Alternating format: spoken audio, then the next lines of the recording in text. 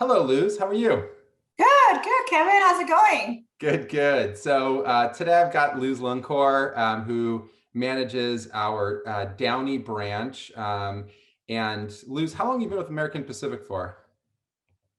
I want to say this is my 13th year with the company. Wow, Yeah, awesome.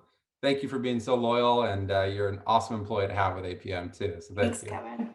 Um, and give us, in a shifting market, rates have been pretty volatile over the last couple weeks. Where are you at in your pipeline right now? What percentage would you say is purchase versus refi? Yeah, it's definitely a shifting market. It's not really a surprise to many of us, right? We kind of knew the economy was going to open up and that would make a difference on our interest rate. So today's pipeline, we're about 80% purchase. We kind of shifted already from the refi. You know, uh, of course, the refi business was great for everybody, but I am not a big fan. Only because in the long run we know that's just a quick way of just building up our volume.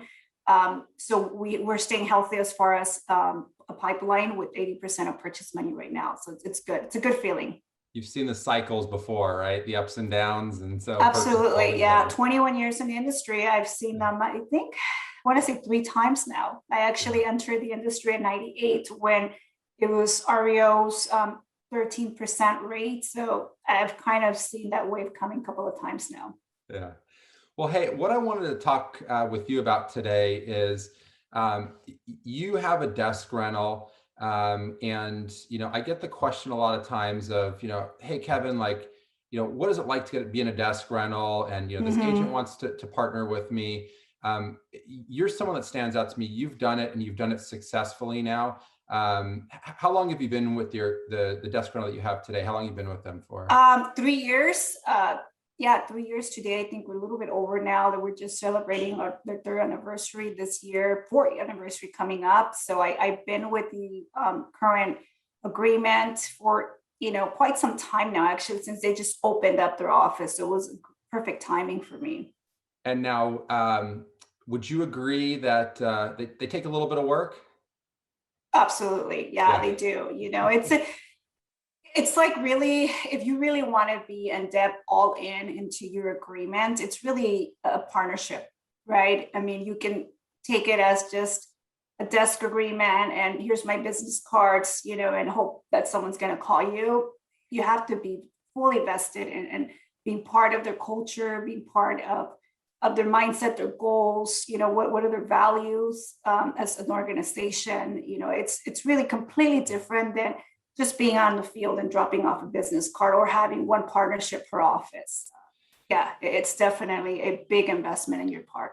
Yeah, I love what you're saying with treating it as like a team, and like a partnership. It's not a one-way street, right? It goes both ways. And now, do you find yourself partnering with like how many of the agents do you think that you really work well with, and what do you do to kind of build up those relationships over time? Yeah, I think like, just any partner, right? When we work with the realtor, it's a long-term partnership that I look at it. I always make sure that it's a good match for me and my team. Is it someone that shares the same values as, how we service your clients, how we do day-to-day activities? I think all those things are really important before you go into a desk agreement. Is the leadership the right one, the one you want to be part of? um, Always consistently sharing your ideas with them, how to help them grow their business. I think to become a partner, it's an extended family. That's the way I see it. They're an extended family, and we are part of who they are, and that's the way I look at every single transaction. To build up with an agent, it's tough, right? They know you, they don't know you. You're a desk agreement. You're someone that has a contract to be there. So the perspective of that a loan officer changes really quickly, because the performance of other loan officers and other offices are not probably as good as the one that we have. So then that myth of a desk agreement, bad loan officer, it's definitely a stigma out there among LOs. So you have to break through that right? You have to break through that barrier when you come into an office and make sure that they understand that you're just not another LO with a desk agreement. And in the beginning, it's tough, but once you really go in there and share their values and put out there your value proposition, they start slowly opening the doors and they notice you. They notice that you're not just another desk agreement, and they start sharing their business with you. And I've had some great opportunities, and I work with the biggest top producers in my current agreement, and they all cheer for me, and it's a good resume to have once you're in an office for sure. So if I were a loan officer, and looking at possibly creating one of these desk rental agreements, would you have any advice for me? Things that you've learned in the tenure that you've been doing yours? Yeah, I think things that I learned is that you can't work with everyone. So don't ever feel that you're not getting enough support, right?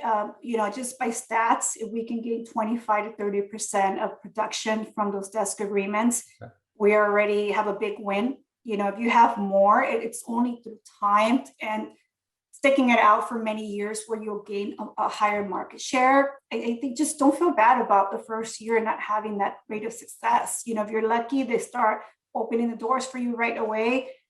One of the things I tell my partners there, it's that I'm there for the long run, that it's a long-term partnership for me. And I look at it like a farming package in real estate.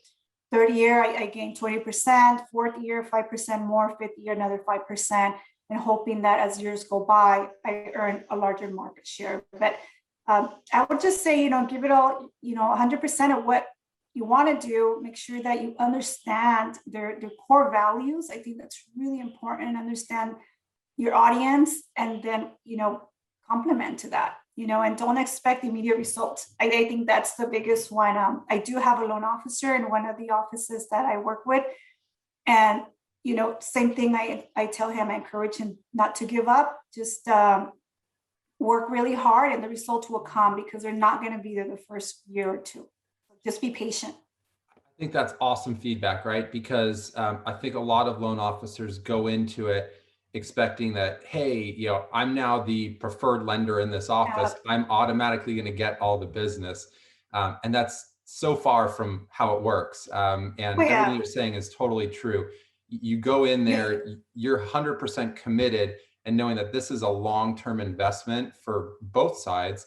And slowly but surely you win the confidence and you start to earn that business. So a desk rental is an opportunity to build and cultivate relationships, but it does not drive the business immediately.